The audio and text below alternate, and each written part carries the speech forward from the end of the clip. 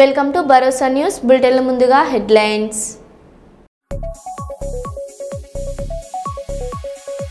నీట మునిగిన ముంబై మహానగరం.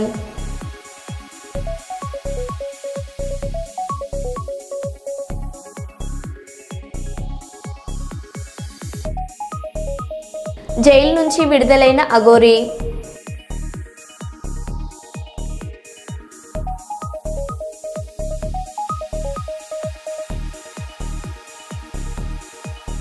బీసీ గురుకులంలో చర్మ వ్యాధుల కలకలం.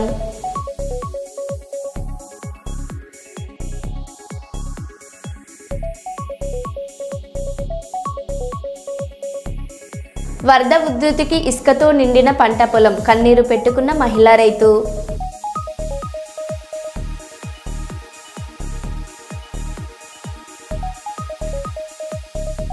మంగళగిరిలో రతన్ టాటా ఇన్నోవేషన్ హబ్ను ప్రారంభించిన సీఎం చంద్రబాబు.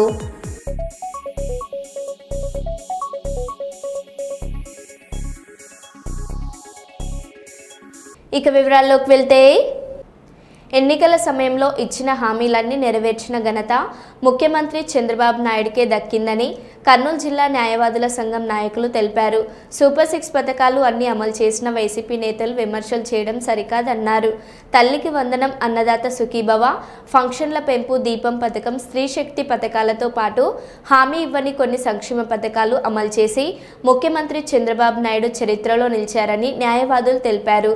కేంద్ర ప్రభుత్వ సహకారంతో రాష్ట్రానికి నిధుల సైతం పెద్ద ఎత్తున వస్తున్నాయని వారు తెలిపారు.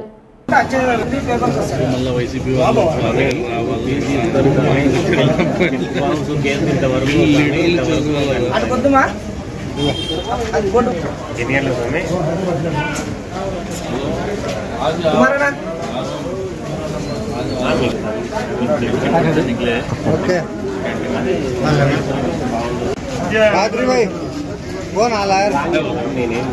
आओ जी लखपति फोटो अच्छे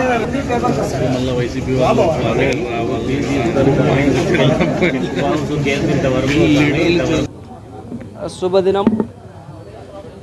ఈరోజు ఆంధ్రప్రదేశ్ ప్రభుత్వం చేస్తున్నటువంటి సూపర్ 6 పథకాలన్నీ కూడా ఈరోజు గౌరవ ముఖ్యమంత్రి వర్యులు శ్రీ నారా చంద్రబాబు నాయుడు గారు, అదేవిధంగా యువ నాయకుడు విద్యాశాఖ మంత్రి వర్యులు నారా లోకేష్ బాబు గారు విజయవంతంగా ఆంధ్రప్రదేశ్ రాష్ట్రానికి పెట్టుబడులు తెస్తూ అక్కడి నుంచి సంపదను సృష్టించి ఆంధ్రప్రదేశ్ రాష్ట్రానికి ఏవైతే హామీలు ఇచ్చారో హామీలన్నీ దిగ్విజయంగా నెరవేర్చడం జరిగినది ఈ దినం. ఎందుకంటే అమ్మ తల్లికి వందనం అనే స్కీమ్ రాదు అని చెప్పేసి వైసీపీ అల్లరి మూకలు ప్రెస్ మీట్లు పెట్టి అవి చేసేవారు. అవన్నీ వాళ్ళు తలదించుకునేలాగా ఇంట్లో ఎంతమంది పిల్లలు ఉన్నా 10 మంది ఉన్న 10 మందికి తల్లి వందన స్కీమ్ పడింది. అదేవిధంగా అన్నదాత సుఖీభవ స్కీమ్ కూడా ఇవ్వలేదు అంటే ప్రతి ఒక్క రైతుకు అంటే డాటెడ్ చుక్కల భూములకు ఇవ్వలేదని, డిపటాలకు ఇవ్వలేదని చెప్పేసి అన్నారు. వాటన్నిటి కూడా వాళ్ళు తలదించుకునేలాగా డిపటా ల్యాండ్స్ కూడా అదొక సూపర్ 6 పథకం కింద అమలు చేయడం జరిగినది. సూపర్ 6 కాకుండా కొన్ని స్కీమ్స్ ఏది నాయ బ్రాహ్మణులకు షాప్స్కు 200 యూనిట్స్ అవి కూడా కరెంటు విద్యుత్ ఫ్రీ. అదేవిధంగా ఈ నేతన్నలకు వారికి కూడా 20,000 రూపాయలు, అదేవిధంగా వాళ్ళకు కూడా కొంత కరెంటు ఫ్రీ ఇవ్వడం కూడా అది కూడా హామీ ఇవ్వడం జరిగింది. అదేవిధంగా స్త్రీశక్తి ఫ్రీ బస్ ఒక జిల్లా వరకే ఉండిందని అన్నారు. మా యువ నాయకుడు లేదు, ఆంధ్రప్రదేశ్ అంతటా రాష్ట్రం అంతటా మహిళలు ఖచ్చితంగా తిరగాల, అది మా ప్రభుత్వ ముఖ్య ఉద్దేశము అని చెప్పేసి ఆ విధంగా కూడా రాష్ట్ర మహిళలందరికీ ఈ ప్రభుత్వం వంటి any proof, Aadhaar card, pan card, voter card అవన్నీ చూపిస్తే రాష్ట్రంలో ఎక్కడైనా కూడా ఉచితమని చెప్పేసి చేయడం జరిగినది. ఇప్పటికైనా ఈ వైసీపీ మూకలు అల్లరి చేష్టాలు ప్రెస్ మీట్లు పెట్టి సూపర్ 6 అమలు కావడం లేదు, ఆ తర్వాత ఇచ్చిన హామీలు చేయడం లేదని చెప్పేసి ఏవో అన్ని అబద్ధాలు తలుగుతున్నారు. వాటన్నిటికి వాళ్ళు ఇప్పటికైనా మానుకోవాలని చెప్పేసి మేము ఈరోజు సవివరంగా చెప్తున్నాం. ఎందుకంటే ఈ రాష్ట్రానికి ఒక దశ మార్చినటువంటి నవ్యాంధ్రప్రదేశ్ ముఖ్యమంత్రి వర్యులు నారా చంద్రబాబు నాయుడు గారు దేశ విదేశాలకు ఆయన విజనరీ చూసి ఈ రాష్ట్రానికి లక్షల కోట్లు పెట్టుబడులు వస్తున్నాయి. అదేవిధంగా నిరుద్యోగులకు కూడా ఉద్యోగాలు వస్తున్నాయి.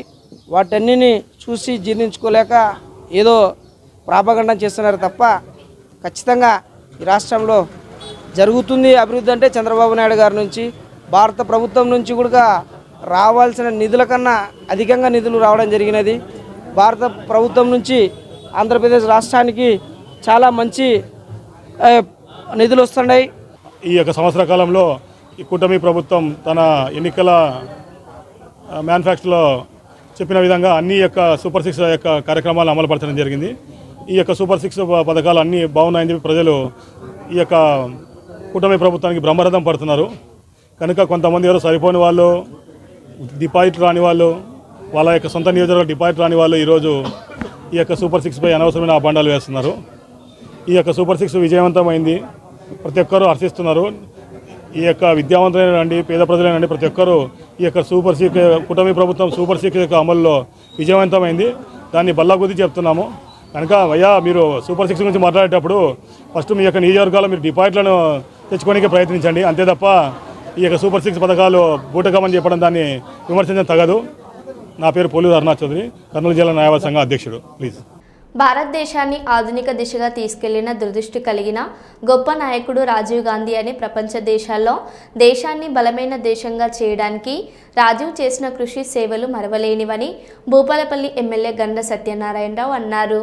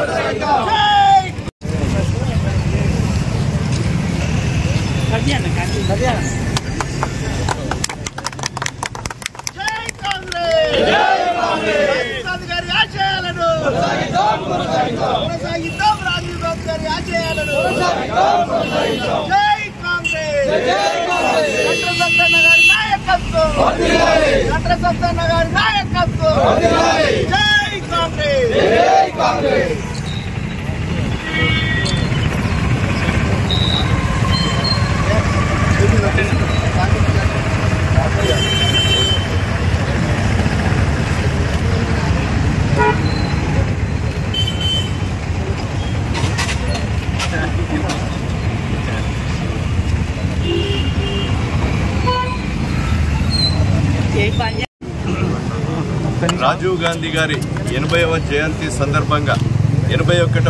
సందర్భంగా భారతదేశ వ్యాప్తంగా విదేశాలలో కూడా వారి యొక్క జ్ఞాపకాలను గుర్తు చేస్తూ ఈరోజు జయంతి ఉత్సవాలు నిర్వహించుకోవడం జరుగుతూ ఉన్నది. హాస్పిటల్లో కానీ అదేవిధంగా అన్నదాన కార్యక్రమంలో కేక్ కటింగ్లు పట్ల పంపిణీ చేసి ఈరోజు వారి గొప్ప మహనీయుడు, వారి కుటుంబానికి కూడా ఒక చరిత్ర ఉంది.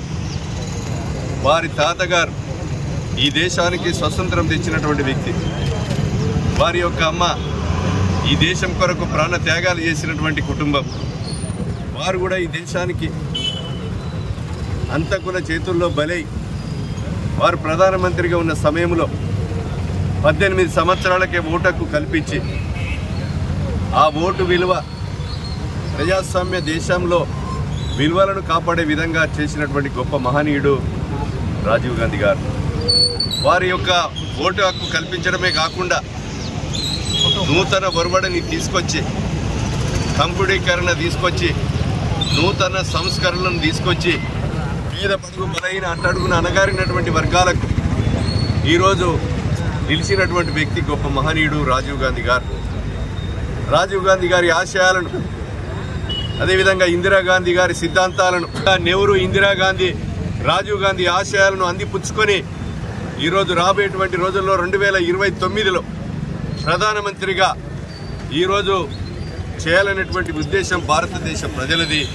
అదే రకంగా నేడు కూడా ప్రతిపక్ష నేతగా ఈరోజు బీజేపీ ప్రభుత్వం, మోడీ ప్రభుత్వం 3 సార్లు అధికారంలోకి వచ్చి రాజీవ్ గాంధీ 18 సంవత్సరాలకి ఓటు హక్కు కల్పిస్తే ప్రతి రాష్ట్రంలో, దేశంలో బతికున్నటువంటి ఓటర్లను చనిపోయినట్టుగా చిత్రీకరించి ఒక అధికారమే ధ్యేయంగా పెట్టుకొని 8 రాష్ట్రాలలో బీజేపీ ఇతర రాష్ట్రాలను కూలగొట్టి ఈరోజు అధికారమే ముఖ్యంగా పెట్టుకున్నటువంటి మోడీ ఏదైతే ఉన్నదో, మొన్న మా రాహుల్ గాంధీ గారు బతుకున్నటువంటి వ్యక్తులను చనిపోయినట్టుగా మోడీ చూపించారు. ఒక బీహార్లోనే సుమారు 70 లక్షల మంది ఓటర్లను చనిపోయినట్టుగా చూపించడం జరిగింది. మహారాష్ట్రలో కూడా అధికారాన్ని 1 కోటి మంది ఓటర్లను ఈ రకంగానే మీరు చనిపోయినట్టుగా చూపించి అధికారాన్ని చేపట్టారు. కనుక అధికార బలంతో, అధికార అహంకారంతో అధికారం ఉందని చెప్పి ఎన్నికల సంఘాన్ని చేతిలో పెట్టుకొని అదేవిధంగా అన్ని రంగాలలో పూర్తిగా వైఫల్యం చెంది ఈరోజు విద్యా వ్యవస్థను మరి ప్రధానమంత్రిగా ఉన్నటువంటి సమయంలో పటిష్టం చేస్తే ఈరోజు మోడీ దానికి ఒక అధికార ధ్యేయంగా పెట్టుకొని అయోధ్యలో రాముని పేరు మీద, దేవుని పేరు మీద రేషన్ షాపు బియ్యం 100ల కొద్ది పసుపు కలిపి ఈ దేశంలో ఇది రాముని అక్షంతలు, అయోధ్య అక్షంతలు అని చెప్పి ఒక సెంటిమెంట్తో అధికారంలోకి వచ్చి ఈరోజు జీఎస్టీలు పెంచి ప్రజల మీద పెనుభారం మోపేటువంటి ఏదైతే ఉందో ప్రజలు గమనించాలని కోరుతా ఉన్నాం. నెహ్రూ కుటుంబానికి ఒక చరిత్ర కలిగిన కుటుంబాన్ని 2029లో అధికారం చేపట్టి పేద, బడుగు, బలైన, అట్టడుగున అణగారిన వర్గాలను ఈరోజు అవకాశాలు ఇవ్వాలని సందర్భంగా మరి భూపాలపల్లి జయశంకర్ జిల్లా నియోజకవర్గంలోని కాంగ్రెస్ పార్టీ ఈరోజు వారి యొక్క జయంతి ఉత్సవాల్లో పాల్గొంటూ వారికి నివాళులర్పిస్తా ఉన్నాం. కలెక్టరేట్లోని మినీ కాన్ఫరెన్స్ హాల్లో యూరియా ఎన్ఫోర్స్మెంట్ కమిటీ సమావేశాన్ని నిర్వహించి యూరియా పంపిణీపై సమీక్షిస్తున్న జిల్లా కలెక్టర్ పి రంజిత్ బాషా, పాల్గొన్న జాయింట్ కలెక్టర్ డాక్టర్ బి నవ్య, అడిషనల్ ఎస్పీ హుసేన్ పీరా, సంబంధిత అధికారులు.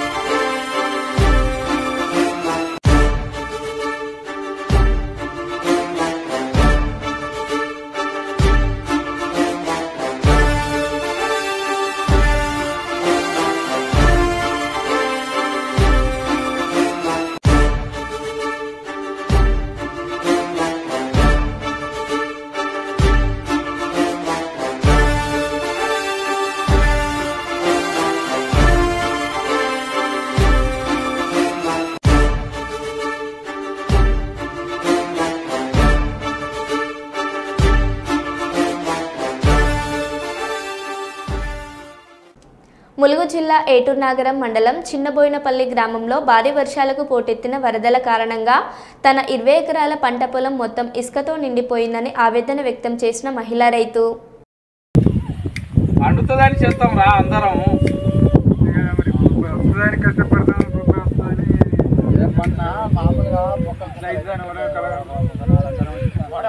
మందు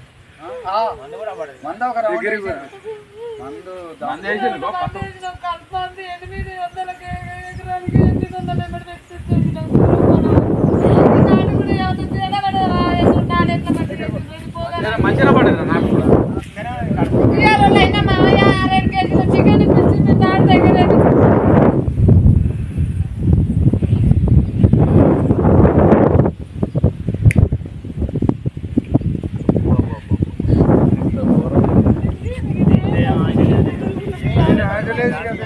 ఏం వరాలేసి చెప్పలేం కాబట్టి చెప్పలు కాపాడాలని గుర్తు వరాలని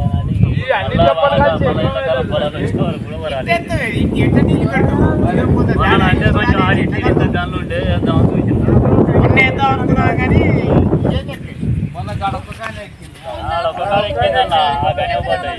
ఆడింత కనబడి దీని బలి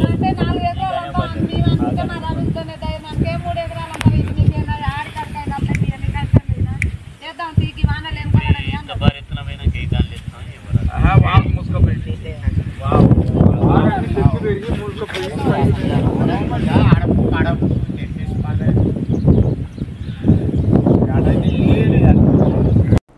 కలెక్టరేట్ సమావేశ మందిరంలో నార్కోటిక్స్ కోఆర్డినేషన్ సమావేశాన్ని నిర్వహించిన జిల్లా కలెక్టర్ పి రంజిత్ బాషా, ఎస్పీ విక్రాంత్ పాటిల్ ఐపీఎస్.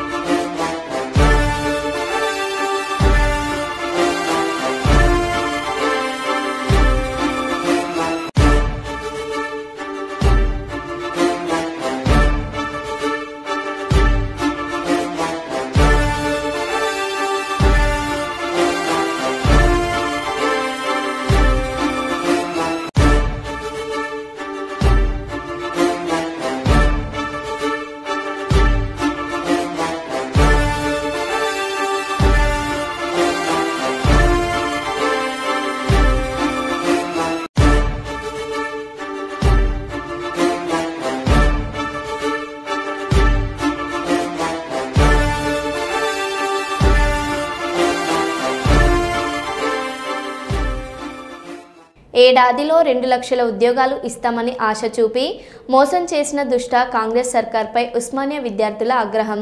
2 లక్షల ఉద్యోగాలపై శ్వేతపత్రం ఇచ్చిన తర్వాతే కాంగ్రెస్ నాయకులు క్యాంపస్లో అడుగుపెట్టాలని నిరసన తెలుపుతున్న విద్యార్థులను ఎక్కడికక్కడ అక్రమంగా అరెస్ట్ చేస్తున్న పోలీసులు. ఈ నేల పుట్టినప్పటి నుండి తెలంగాణ గడ్డకు బహిరంగంగా ఈ గడ్డ ఏడుస్తుంది. ఈ నాయకులు నాయకులు ఎంతగానో ఈ గడ్డ ఏడిపిస్తారు. నువ్వు ఓ రేవంత్ రెడ్డి ఒక నియంత. ఈ రేవంత్ రెడ్డి మాటలు నమ్మి మేము ప్రభుత్వాన్ని గెలిపించుకున్నాం. ఈ రేవంత్ రెడ్డి మాకు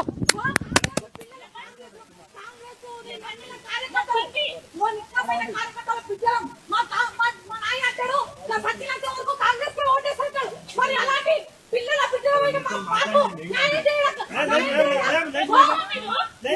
రేవంత్ నువ్వు నేను ఒకటే పాలమూరు అరాచకం ఏంది? ఉస్మానియా యూనివర్సిటీ ప్రజా ప్రభుత్వంలో ఇదే నా నడిచేది. ప్రజల్ని మాట్లాడలేరా చెప్పండి? ఒక్కొక్క కాంగ్రెస్ కరడు కట్టే కాంగ్రెస్ వాదులు ఒక బిడ్డ మీరు.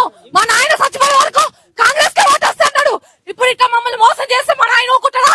మా నాయన ఊకుంటారా? నిరాశలు ఎందుకు చెప్తా అంటే 2 లక్షల ఉద్యోగాలు సంవత్సరం వరకు పిల్లలు వేస్తున్నాడు. ఎక్కడ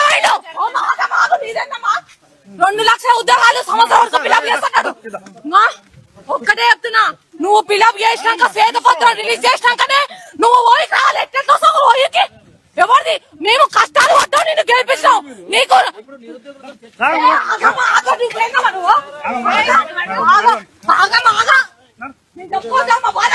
నీలేక మీ ఉద్యోగాలు కొట్టద్దా?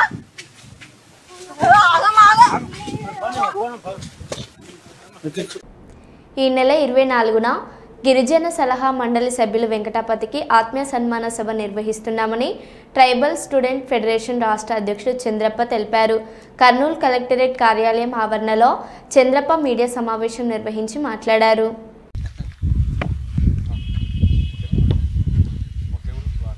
నీ సెల్లో తీసావా? నా సెల్లో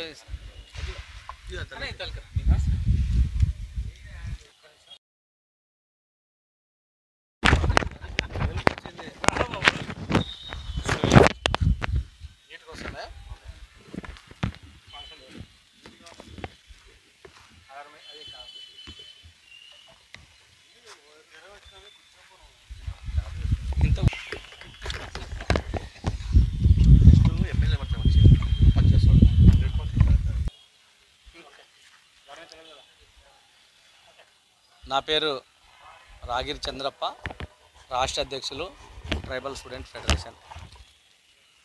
ఈ నెల 24వ తేదీ ఆదివారంన ట్రైబల్ స్టూడెంట్ ఫెడరేషన్ టీఎస్ఎఫ్ రాష్ట్ర కమిటీ ఆధ్వర్యంలో గిరిజన సలహా మండలి సభ్యుడిగా ఎన్నికైనటువంటి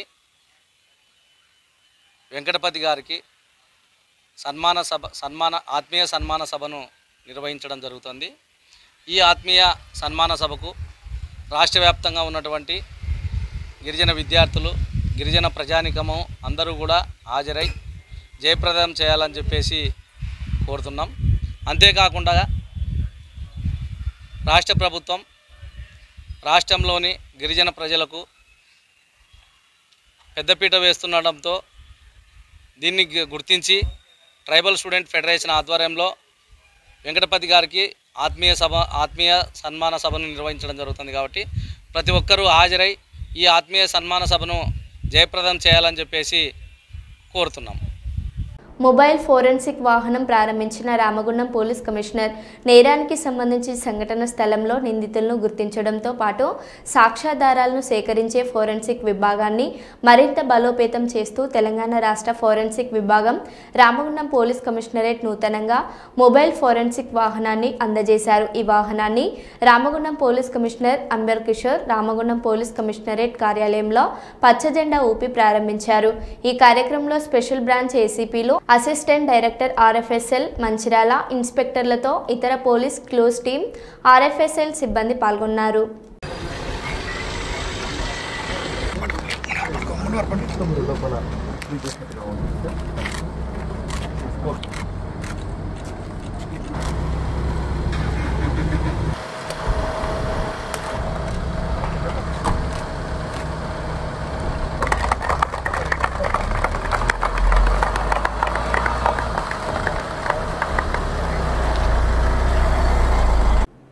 చంద్రబాబు, కేసీఆర్, జగన్మోహన్ రెడ్డి, పవన్ కళ్యాణ్లను విజ్ఞప్తి చేసిన ముఖ్యమంత్రి రేవంత్ రెడ్డి ఐడియా కూటమి ఉపరాష్ట్రపతి అభ్యర్థిగా జస్టిస్ సుదర్శన్ రెడ్డిని సపోర్ట్ చేయాలని కోరిన రేవంత్ రెడ్డి, తెలుగువాడికి దక్కిన గౌరవం జస్టిస్ సుదర్శన్ రెడ్డి ఉపరాష్ట్రపతి అభ్యర్థిగా ప్రకటించడం.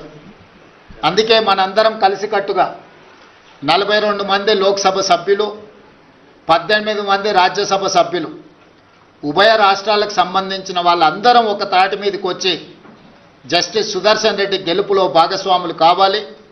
జస్టిస్ సుదర్శన్ రెడ్డిని గెలిపించవలసిన బాధ్యత మన అందరి మీద ఉన్నది. కాబట్టి చంద్రబాబు నాయుడు గారిని, చంద్రశేఖరరావు గారిని, వైఎస్ జగన్మోహన్ రెడ్డి గారిని, జనసేన అధ్యక్షుడు పవన్ కళ్యాణ్ గారిని, ఎంఐఎం పార్టీ అధ్యక్షుడు అసదుద్దీన్ ఓవైసీ గారిని, అదేవిధంగా ఉభయ కమ్యూనిస్టు పార్టీలు ఈ రాష్ట్రాల నుంచి ప్రాతినిధ్యం లేకపోయినా ఇతర రాష్ట్రాలలో కమ్యూనిస్టు ప్రాతినిధ్యం ఉన్నది కాబట్టి ఆయా పార్టీలను కూడా తెలుగు వాళ్ళుగా మన వాళ్ళు సంప్రదించి మద్దతు కూడగట్టి జస్టిస్ సుదర్శన్ రెడ్డి గారి గెలుపు కోసం పని చేయాలి. జస్టిస్ సుదర్శన్ రెడ్డి గారి గెలవడము ఇప్పుడు అవసరం.